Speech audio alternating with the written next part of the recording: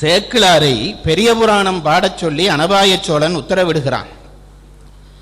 அப்பேற்பட்ட அறிவாளி பெரிய புராணத்தை பாட வேண்டும் என்றதும் அவர் பட்ட பாட்டை நாம் உணர்ந்து கொள்கிறோம்.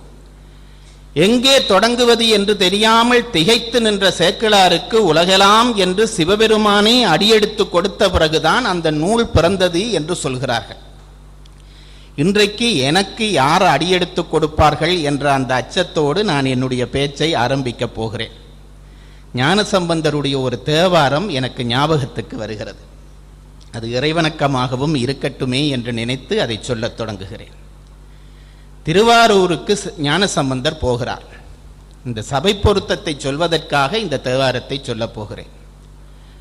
திருவாரூரிலே போய் அவர் பாடியதாகிய ஒரு திருவையாறிலே போய் அவர் பாடியதாகிய ஒரு தேவாரம். ஞானசம்பந்தர் அந்த ஆலயத்திற்கு போகிறார். அந்த ஆலய சூழல் அவருக்கு ரொம்ப ஆச்சரியமாக இருக்கிறது. சுற்றி வர மரங்கள், அந்த மரங்களுக்கு நடுவிலே கோயில். அன்று தொட்டு இன்றைக்கு வரைக்கும் திருவையாறு இசைக்கு புகழ்பெற்று இருந்திருக்கும் போல் தெரிகிறது. ஆலயத்துக்குள்ளே போனால் பல பெண்கள் இசையோடு பாடல்களை பாடி நடனமாடியபடி அந்த ஆலயத்தை வலம் வருகிறார்களாம். இந்த காட்சி ஞானசம்பந்தர் உள்ளத்தை கவர்கிறது. ஞானசம்பந்தர் அந்த காட்சியை பார்த்து பாடிய ஒரு தேவாரம். எனக்கு அது ரொம்ப பிடித்த தேவாரம். அந்த சிவனை நோக்கி பாடுகிறார். புலனைந்தும் பொறிகளங்கி நெறிமயங்கி அறிவழிந்திட்டு ஐமேலுந்தி அலமந்த போதாக அஞ்சேல் என்று அருள் செய்வான் அமரும் கோயில்.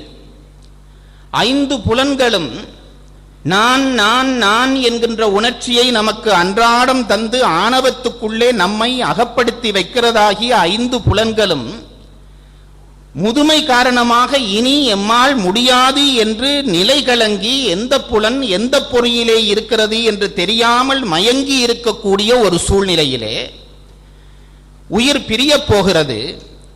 அந்த நேரம் எது செய்வது என்று தெரியாமல் இதுவரை என் புலன் என் பொறிதான் நான் என்றிருந்த மக்கள் குழம்பி எனக்கு யார் துணை என்று அலமந்து நிற்கக்கூடிய நேரத்திலே கூப்பிட்டால் வருகிறவன் திருவையாறு இறைவன் என்கிறார்.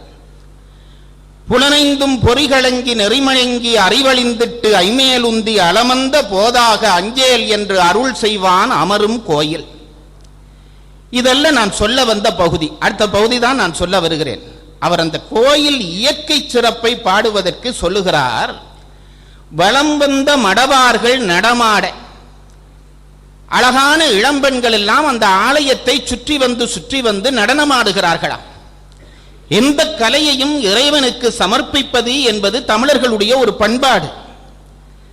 ஆலயத்தை சுற்றி வந்து அந்த பெண்கள் நடனமாடுகிறார்கள். அவர்களுடைய நடனத்துக்கேற்ப இசை இசைக்கப்படுகிறது.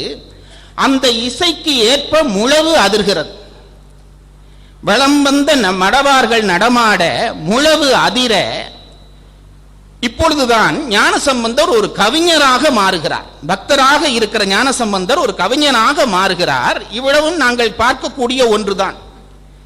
இந்த பெண்கள் நடமாடுகிறார்கள், பாடல் இசைக்கப்படுகிறது, அதற்கேற்ப முழவு அதிருகிறது. ஞானசம்பந்தர் பார்த்தார். ஒரு புது காட்சி அவர் கண்ணுக்கு தெரிந்தது. என்ன காட்சி? அந்த முழவு அதிருகிற சத்தம் பல முழவுகள் ஒன்று சேர்ந்து அதிர இடியோசை போல அந்த முழவோசை இருக்கிறதா.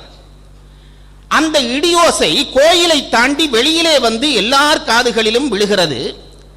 சுற்றி வர மரங்கள், அந்த மரங்களிலே மந்திகள் குரங்குகள் இருக்கின்றன.